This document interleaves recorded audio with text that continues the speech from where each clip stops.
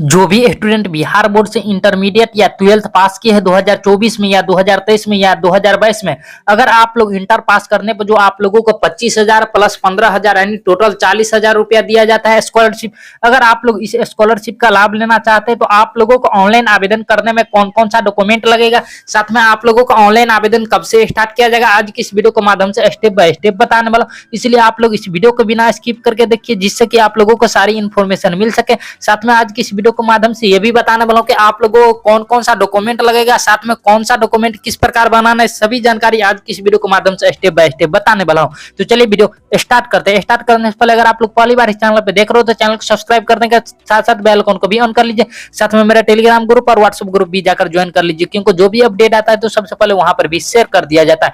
बहुत स्टूडेंट का सवाल रहता है कि आपसे कॉन्टैक्ट कैसे करें, तो कॉन्टैक्ट किस प्रकार करना है आगे इस वीडियो के माध्यम से वो भी जानकारी मिल जाएगा।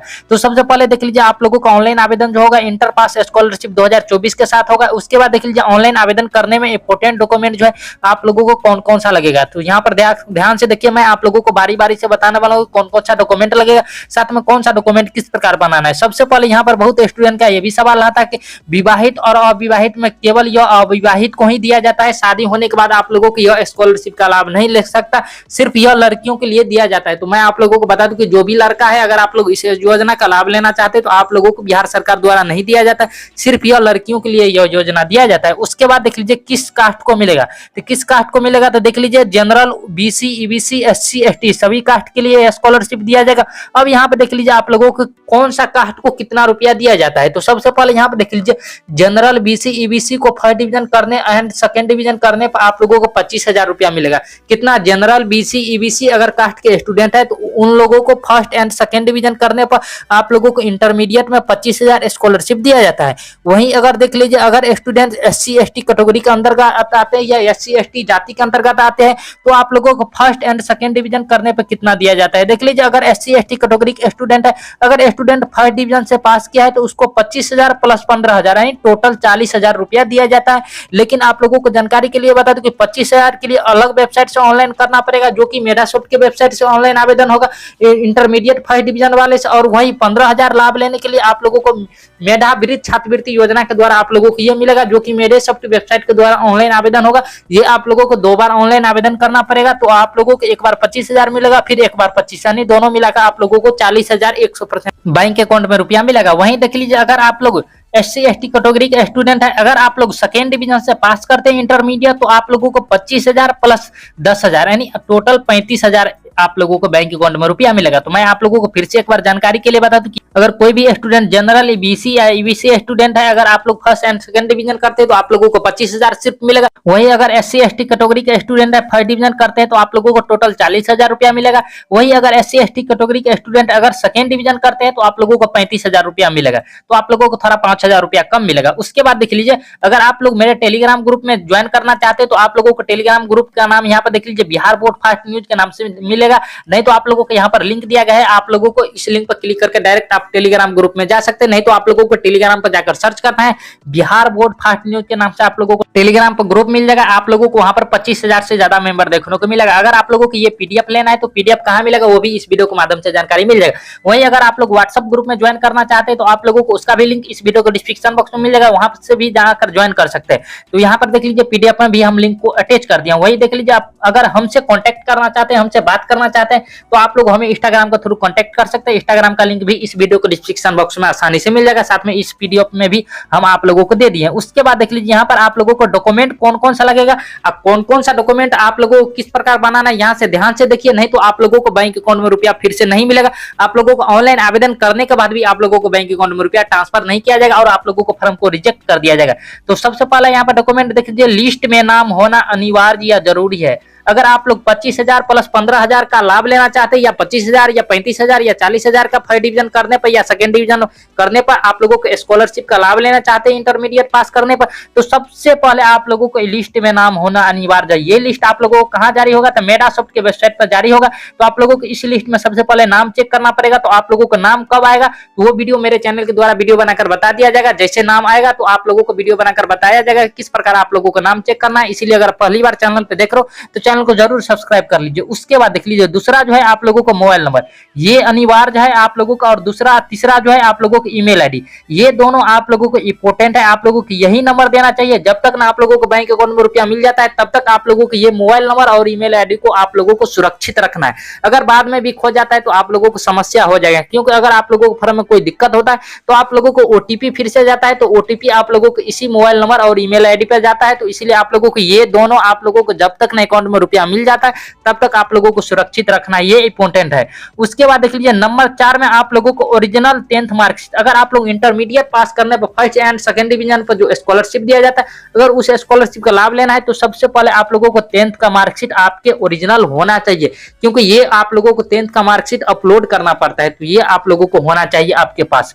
उसके बाद देख लीजिए नंबर 5 में यहाँ पे देख लीजिए ओरिजिनल 12th मार्कशीट, ये भी आपके पास सुरक्षित होना चाहिए। आप लोग ऑनलाइन आवेदन करते समय देख लीजिए 10th के मार्कशीट से 12th में स्टूडेंट का नाम, पिता का नाम और माता का नाम, जन्म तिथि सेम होना चाहिए। यानी आप लोगों को जो भी 10th के मार्कशीट पर स्टूडेंट का नाम है, उसके पिताजी का नाम है, उसका डेट ऑफ बर्थ है और साथ में उसका जन्म तिथि, वही आपके 12th के मार्कशीट पर भी सेम मिलना चाहिए। साथ में इंग्लिश में एक भी वर्ड का मिस्टेक नहीं होना चाहिए, चाहे स्टूडेंट का नाम हो या उसका पिताजी का नाम हो या उसका माता का नाम हो या डीओ भी हो। अगर आप लोगों को कोई भी वर्ड का मिस्टेक है तो आप लोगों को स्कॉलरशिप लेने से वंचित हो जाएगा और आप लोगों को फॉर्म को रिजेक्ट कर दिया जाएगा। इसलिए आप लोगों को दोनों जगह मैच करना चाहिए। अगर कोई भी स्टूडेंट का गलती है तो आप हमसे कांटेक्ट कर सकते हैं, उसका मैं आप लोगों को अलग से ऑनलाइन आवेदन करा दूंगा और उसके बाद उसको बैंक अकाउंट में रुपया भी मिल जाएगा। उसके बाद देख लीजिए नंबर 6 में, यहाँ ध्यान से देखिए नंबर 6 में आप लोगों को ओरिजिनल आधार कार्ड आप लोगों के पास होना चाहिए, जो कि यहाँ पर देख लीजिए आप लोगों का आधार कार्ड में कौन कौन सा डिटेल किस प्रकार रखना है। तो देख लीजिए जो 10th एंड 12th में स्टूडेंट का नाम, पिता का नाम और जन्म तिथि है, वही आप लोगों को आधार कार्ड पर सेम होना चाहिए। इंग्लिश में आप लोगों के एक भी वर्ड का कोई भी मिस्टेक नहीं होना चाहिए। हिंदी में है तो चलेगा, लेकिन इंग्लिश में एक वर्ड का भी मिस्टेक नहीं होना चाहिए। देख लीजिए फिर से, जो भी आप लोगों को 10th के मार्कशीट पर स्टूडेंट का नाम है, पिता का नाम है और साथ में डीओ भी है, वही आप लोगों को आधार कार्ड में आप लोगों को स्टूडेंट का नाम और पिता का नाम और जन्म तिथि दोनों जगह मैच करना चाहिए। अगर आप लोगों को कोई स्टूडेंट का ऐसा नहीं है तो आप लोगों को सबसे पहले आधार कार्ड सुधार करा लेना है। जब तक ऑनलाइन आवेदन स्टार्ट किया जाएगा तब तक आप लोगों का आधार कार्ड सही हो जाएगा। नंबर 7 में यहाँ पे देख लीजिए रेसिडेंट सर्टिफिकेट, ये भी इंपॉर्टेंट है क्योंकि ये इसलिए लिया जाता है, यानी निवास प्रमाण पत्र। रेसिडेंट सर्टिफिकेट का हिंदी होता है निवास प्रमाण पत्र, यानी बहुत स्टूडेंट निर्गत भी बोलते हैं, बहुत स्टूडेंट जो है आवासीय प्रमाण पत्र के नाम से भी इसको जानते हैं। तो आप लोगों को जानकारी के लिए बता दूं कि आप लोगों की यह बिहार का होना चाहिए निवास, और आप लोगों को 2024 का बना होना चाहिए। क्योंकि इसलिए निवास लिया जाता है क्योंकि आप लोगों को यह सिर्फ स्कॉलरशिप बिहार के स्टूडेंट के लिए दिया जाता है, इसलिए आप लोगों को निवास लिया जाता है, जिससे कि अदर स्टेट का स्टूडेंट इस योजना का लाभ नहीं ले सके। इसलिए आप लोगों को 2024 का अगर आप लोगों को आवासीय प्रमाण पत्र या निवास या रेसिडेंट सर्टिफिकेट नहीं बनाए तो आप लोगों को जल्दी से जल्दी आप लोगों को ऑनलाइन आवेदन खुद से करके बना सकते हैं। उसके बाद देख लीजिए नंबर 8 में आप लोगों को कास्ट सर्टिफिकेट भी लगेगा। ये क्यों इंपॉर्टेंट है? अलग अलग जाति के लिए अलग अलग अमाउंट दिया जाता है, अलग अलग रुपया दिया जाता है, इसलिए आप लोगों को बहुत स्टूडेंट को कास्ट अपलोड करना पड़ेगा, बहुत स्टूडेंट को नहीं करना पड़ेगा। जैसे SC ST कैटेगरी वाले को कास्ट लगेगा ही लगेगा। मैं आप लोगों को जानकारी के लिए बता दूं कि ये भी जाति प्रमाण आप लोगों को 2024 का आपके पास होना चाहिए। 9 नंबर में यहाँ पे देख लीजिए आप लोगों को इनकम सर्टिफिकेट यानी आय प्रमाण पत्र, ये भी आप लोगों को लगने वाला है, जो कि आप लोगों के इनकम सर्टिफिकेट जो आप लोग बनवाओगे वहां पर देख लीजिए उसी इनकम सर्टिफिकेट पर आप लोगों को 2,50,000 से कम का इनकम आप लोगों को होना चाहिए। बहुत स्टूडेंट जो है 3 लाख 4 लाख दे देता है, तो आप लोगों को उतना नहीं देना चाहिए। आप लोगों को अगर 2,50,000 से ज्यादा इनकम होगा आय प्रमाण पत्र पर, फिर आप लोगों को स्कॉलरशिप नहीं मिलेगा। इसीलिए आप लोगों से निवेदन कि अगर आप लोग इनकम सर्टिफिकेट यानी आय प्रमाण पत्र बनाते हैं तो आप लोगों को 2,50,000 से ज्यादा का इनकम नहीं देना है, उससे कम का ही इनकम देना है। और आप लोगों को उससे थोड़ा भी कम रहेगा तो आप लोगों को स्कॉलरशिप मिल जाएगा, लेकिन सेम अमाउंट मिलेगा। ठीक, उसके बाद यहाँ पर देख लीजिए अगला डॉक्यूमेंट की बात करें तो आप लोगों को 10 नंबर में आप लोगों को बैंक अकाउंट, ये आप लोगों को देख लीजिए बैंक अकाउंट केवल बिहार का होना चाहिए, और आप लोगों को कुछ इंपोर्टेंट बैंक अकाउंट इसमें देना रहता है। उस पर मैं आप लोगों को अलग से वीडियो बनाकर बताऊंगा कि कौन कौन सा बैंक अकाउंट इसमें लगेगा, कौन सा बैंक अकाउंट नहीं लगेगा। क्योंकि मैं आप लोगों को जानकारी के लिए बता दूं कि कुछ बैंक बैंक अकाउंट में इसका रुपया नहीं जाता है, इसलिए मैं आप लोगों को वीडियो बनाकर बता दूंगा जल्दी, जिससे कि आप लोगों को स्कॉलरशिप लेने में कोई समस्या नहीं। अगर आप लोगों के पास वो भी बैंक अकाउंट है तो आप लोगों को न्यू ओपन करवा लेना है, जो कि आप लोगों को जल्दी इस चैनल के द्वारा आप लोगों को वीडियो बनाकर बता दिया जाएगा कि कौन कौन सा बैंक अकाउंट में आप लोगों को रुपया मिलेगा। उसके बाद देख लीजिए नंबर 11 में आप लोगों को देख लीजिए बैंक अकाउंट से आधार सीडेड या एनपीसीआई होना जरूरी है, यानी आप लोग जो भी बैंक अकाउंट देंगे उसमें एनपीसीआई या आधार सीडेड होना जरूरी है। अगर आप लोगों का बैंक अकाउंट में एनपीसीआई या आधार सीडेड दोनों एक ही चीज को बोलता है, अगर ये आप लोगों का बैंक अकाउंट से नहीं होगा तो आप लोगों को फिर बैंक अकाउंट में रुपया नहीं मिलेगा। ऑनलाइन आवेदन करने के बाद सभी चीज सही होने के बावजूद आप लोगों को रुपया नहीं मिलेगा, क्योंकि अब जो बैंक अकाउंट में रुपया ट्रांसफर किया जाता है ये सिर्फ आप लोगों को आधार नंबर पर बैंक अकाउंट में रुपया ट्रांसफर किया जाता है, बल्कि अब जो है आप लोगों के अकाउंट नंबर पर आप लोगों को बैंक अकाउंट में रुपया ट्रांसफर नहीं किया जाता है, सिर्फ अब जो है आप लोगों का आधार नंबर पर रुपया ट्रांसफर कर दिया जाता है। जो भी बैंक अकाउंट में आप लोगों का आधार सीडेड या एनपीसीआई रहेगा उस बैंक अकाउंट में रुपया ऑटोमेटिक चला जाएगा। उसके बाद यहाँ पे देख लीजिए नोट, यह सभी डॉक्यूमेंट बनाने से पहले एक बार वीडियो को जरूर देख ले। जो स्टूडेंट अगर ये पीडीएफ देखना चाहते हो उसको पहले ये जानकारी दिया गया। अगर आप लोग जो भी स्टूडेंट वीडियो देख लिए तो आप लोगों को क्या करना है, सबसे पहले नीचे में सब्सक्राइब का बटन देखने को मिलेगा, चैनल को सब्सक्राइब करने के साथ साथ बेल आइकन को भी ऑन कर लीजिए।